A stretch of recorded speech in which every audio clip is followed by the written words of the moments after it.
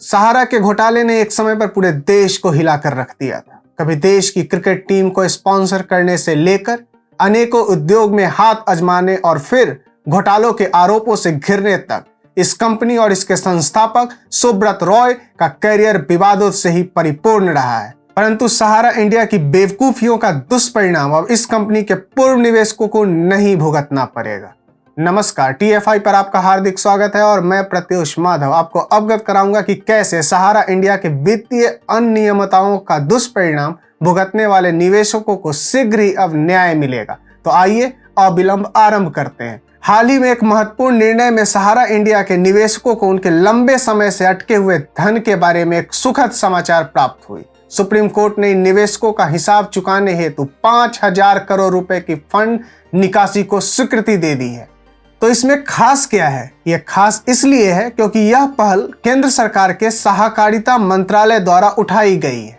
उनके अनुरोध पर सुप्रीम कोर्ट ने 25,000 करोड़ रुपए के सहारा और सेबी के संयुक्त फंड में से निवेशकों का बकाया चुकाने हेतु 5,000 करोड़ रुपए की विशेष फंड की स्वीकृति दे दी है। इसी संबंध में कुछ दिनों पूर्व देश के गृह मंत्री अमित शाह ने ट्वीट भी किया था और उन्होंने ट्वीट में लिखा, कई सालों से अपनी मेहनत की जमा पूंजी के लिए परेशान 10 करोड़ लोगों के लिए ऐतिहासिक निर्णय। सुप्रीम कोर्ट ने सहकारिता मंत्रालय के आग्रह पर सहारा ग्रुप की 4 समितियों में जमा निवेशकों की राशि लौटाने का निर्देश दिया। मोदी जी सहकारिता से जुड़े लोगों के हितों की रक्षा के लिए कटिबद्ध हैं। परंतु सहारा ने ऐसा क्या कारनामा किया कि बात उसके 10 करोड़ निवेशकों की रोजी रोटी पर आ पड़ी।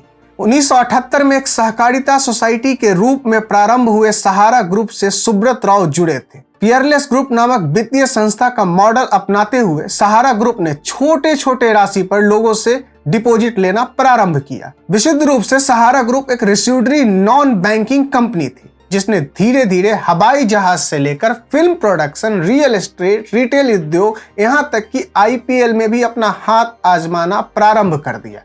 परंतु 2014 में सहारा की उद्यमी छवि को तब झटका लगा जब वित्तीय अनियमितताओं के पीछे सुप्रीम कोर्ट के आदेश पर सहारा प्रमुख और उनके कंपनी के 2 निदेशकों को साथ में जेल में डाल दिया गया था। उन्हें 4 मार्च 2014 को तिहाड़ जेल भेज दिया गया। अभी सुब्रत रॉय पैरोल पर बाहर है, परंतु उन पर निवेशकों के 20,000 करोड़ रुपए ब्याज समेत लौटाने को कहा गया है। उनके पास भारत और विदेश में कई अचल संपत्तियां भी हैं।